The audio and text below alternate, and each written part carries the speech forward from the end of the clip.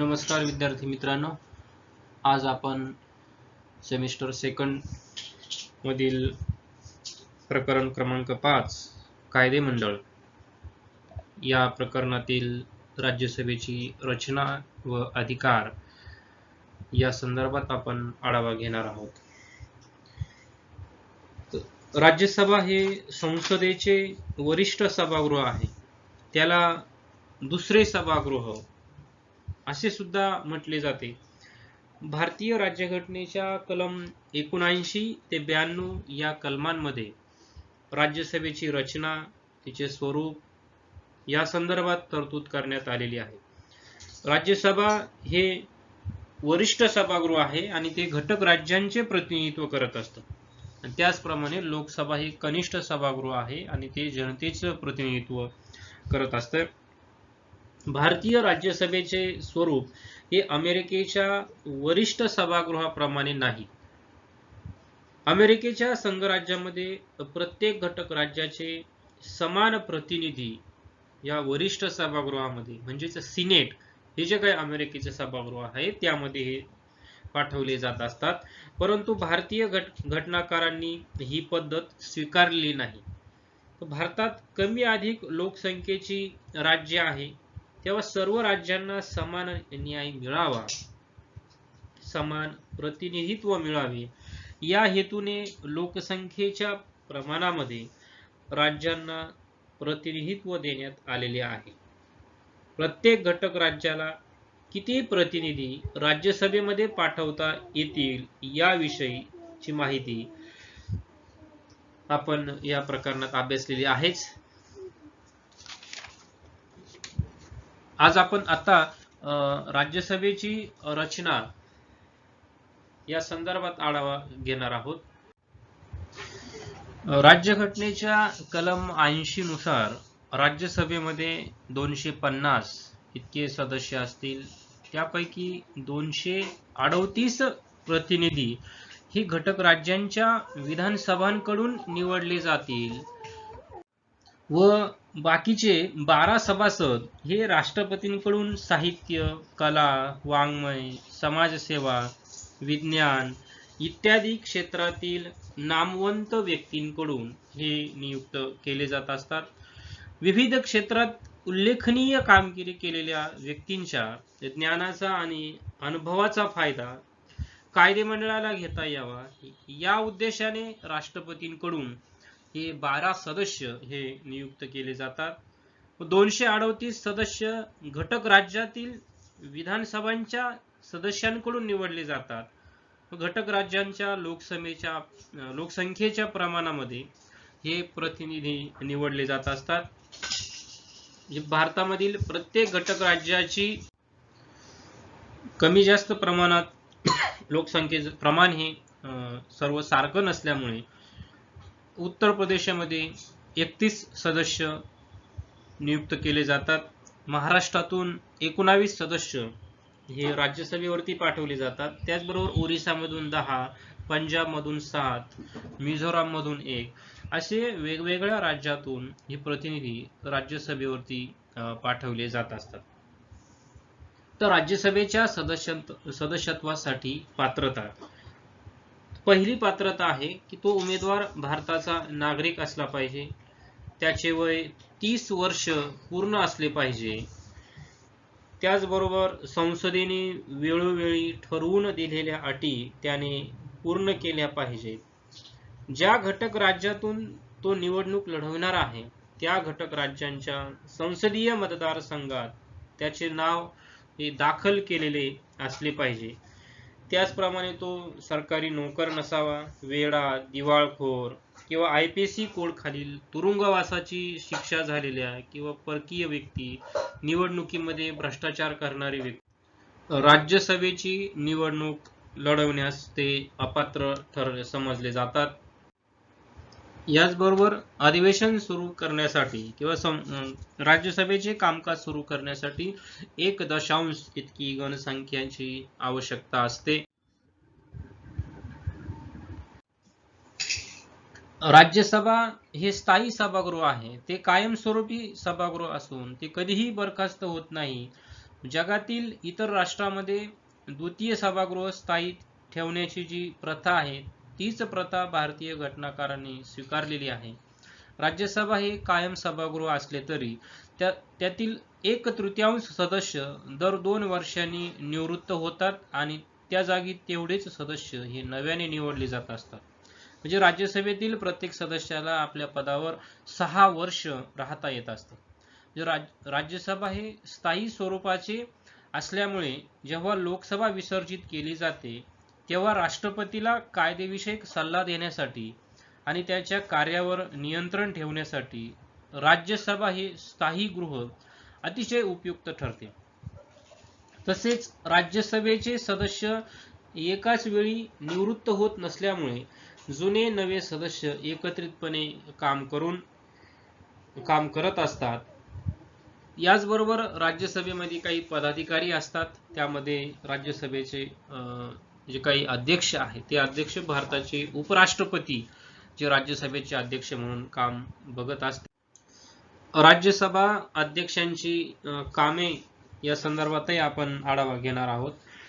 राज्यसभेच्या सभापतींना राज्यघटनेने काही अधिकार दिलेले आहेत.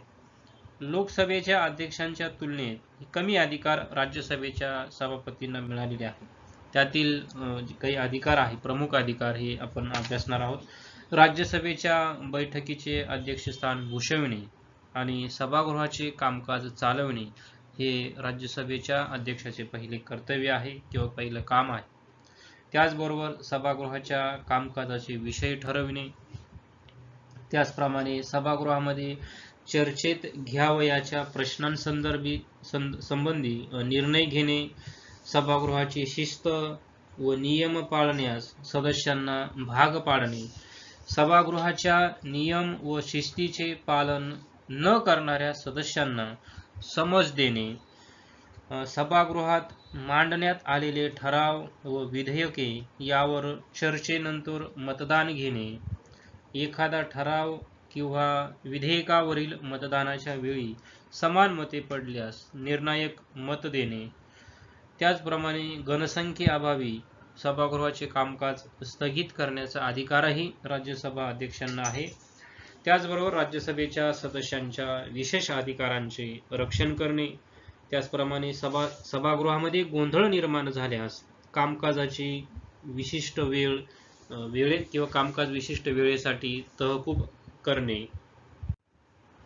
इत्यादी कामे ही राज्यसभेच्या अध्यक्षांना पार पाडावी लागत असतात.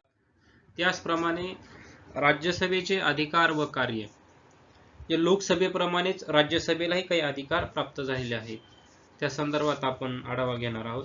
यामध्ये पहिला अधिकार आहे कायदेविषयक अधिकार. जे राज्यसभेला लोकसभेप्रमाणेच कायदेविषयक अधिकार दिलेले आहेत.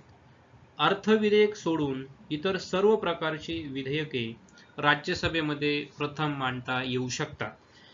राज्यसभेमध्ये त्या विधेयकावर चर्चा व विनिमय होऊन ती विधेयके बहुमताने मंजूर केली जात असतात. राज्यसभेने मंजूर केलेले विधेयक लोकसभेकडे मंजुरीसाठी पाठवले जाते आणि तसेच लोकसभेत मंजूर झालेले विधेयक राज्यसभेकडे मंजुरीसाठी पाठवले जात असते. संघसूची आणि समवर्ती सूचीतील विषय संदर्भात कायदा करण्याचा अधिकार लोकसभेप्रमाणेच राज्यसभेलाही प्राप्त झालेला आहे. त्यानंतर अर्थविषयक अधिकार. आर्थिक बाबतीत राज्यघटनेने राज्यसभेला लोकसभेच्या तुलनेमध्ये कमी प्रमाणामध्ये अधिकार दिलेले आहेत. अर्थविधेयक हे प्रथम राज्यसभेमध्ये मांडता येत नाही. इतर जे काही सर्वसाधारण विधेयक आहेत ते राज्यसभेमध्ये सर्वप्रथम मांडता येऊ शकतात, परंतु अर्थविधेयक हे राज्यसभेमध्ये प्रथम मांडता येत नाही. लोकसभेमध्ये मंजूर झालेले अर्थविधेयक राज्यसभेकडे पाठवले जाते. राज्यसभा या अर्थविधेयक फक्त बदल सुचवू शकते. राज्यसभेने सुचवलेले बदल स्वीकारण्याचे बंधन या लोकसभेवरती नसते.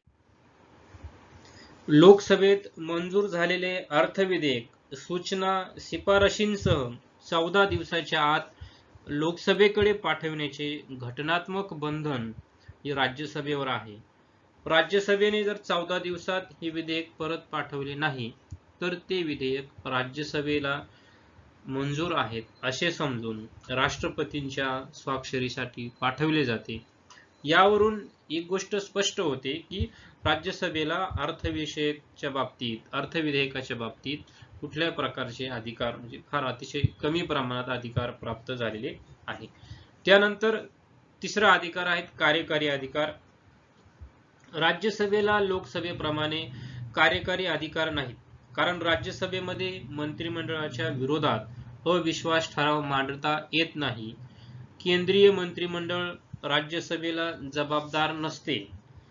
ज्याप्रमाणे लोकसभेचा विश्वास असेपर्यंत मंत्रिमंडळ जबाबदार पदावर राहू शकते, तशा पद्धतीने राज्यसभेचा विश्वास असेपर्यंत मंत्रिमंडळ अस्तित्वात राहू शकते. अशा प्रकारची तरतूद ही करण्यात आलेली नाही. म्हणजे मंत्रिमंडळावरती नियंत्रण ठेवण्याचं काम राज्यसभा करत असते, परंतु जितक्या प्रमाणामध्ये लोकसभा प्रभावी नियंत्रण ठेवू शकते तितक्या प्रभावीपणे राज्यसभा ही मंत्रिमंडळावरती नियंत्रण ठेवू शकत नाही. तरी सुद्धा मंत्रिमंडळावरती अधिवेशन चालू असताना प्रश्न आणि उपप्रश्न विचारून त्या संबंधित मंत्र्यांकडून जे राज्यसभेचे सदस्य माहिती घेऊ शकतात. त्याचप्रमाणे सरकार विरोधात एक निंदाजनक प्रस्ताव, स्थगन प्रस्ताव अशा स्वरूपाचे प्रस्तावही मांडण्याचा अधिकार हा राज्यसभेच्या सदस्यांना आहे किंवा राज्यसभा या सभागृहाला आहे.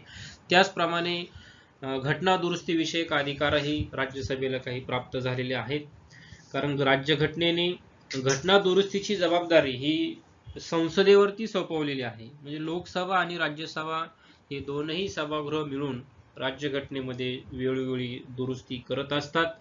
राज्यसभेमध्ये जे काही घटना दुरुस्ती विधेयक मांडलं जातं त्या संदर्भात लोकसभेमध्ये चर्चा होत असते, लोकसभेत त्याची मंजुरी घ्यावी लागते. त्याचप्रमाणे लोकसभेमध्ये जे सभागृह जे विधेयक मांडले जातात, घटना दुरुस्ती विषयक विधेयक मांडले जातात, तर त्याची मंजुरी या राज्यसभेची मंजुरी त्या संदर्भात घ्यावी लागते. त्यानंतर पाचवा अधिकार आहे निर्वाचन विषयक अधिकार. राज्यघटनेच्या कलम 55 नुसार राष्ट्रपतींच्या निवडणुकीमध्ये आणि उपराष्ट्रपतींच्या निवडणुकीमध्ये राज्यसभेच्या सदस्यांना मतदान करण्याचा अधिकार हा प्राप्त झालेला आहे. त्याचप्रमाणे काही इतर अधिकारही प्राप्त झालेले आहेत. भारताच्या राष्ट्रपतींच्या विरोधात महाभियोगाचा खटला चालवून त्यांना पदावरून दूर करण्याचा अधिकार हा लोकसभेप्रमाणेच राज्यसभेलाही सुद्धा आहे. त्याचबरोबर उपराष्ट्रपतींना पदावरून दूर करण्याचा अधिकार सर्वोच्च न्यायालयातील न्यायाधीश, उच्च न्यायालयातील न्यायाधीश, भारताचा नियंत्रक व महालेखा परीक्षक यांच्या ह्या गैरवर्तनामुळे किंवा त्यांनी केलेल्या अधिकारांच्या गैरवापरामुळे त्यांच्या विरोधामध्ये जो काही महाभियोगाचा खटला दाखल केला जात असतो, तर तो ह्या लोकसभा प्रमाणे राज्यसभा सभागृहामध्ये सुद्धा हा खटला दाखल केला जात असतो. तर अशा पद्धतीने लोकसभा आणि राज्यसभा या दोन सभागृहांचे आपण अधिकार, कामे, त्याचबरोबर त्यांची रचना या संदर्भात आपण सविस्तर आढावा घेतलेला आहे. धन्यवाद.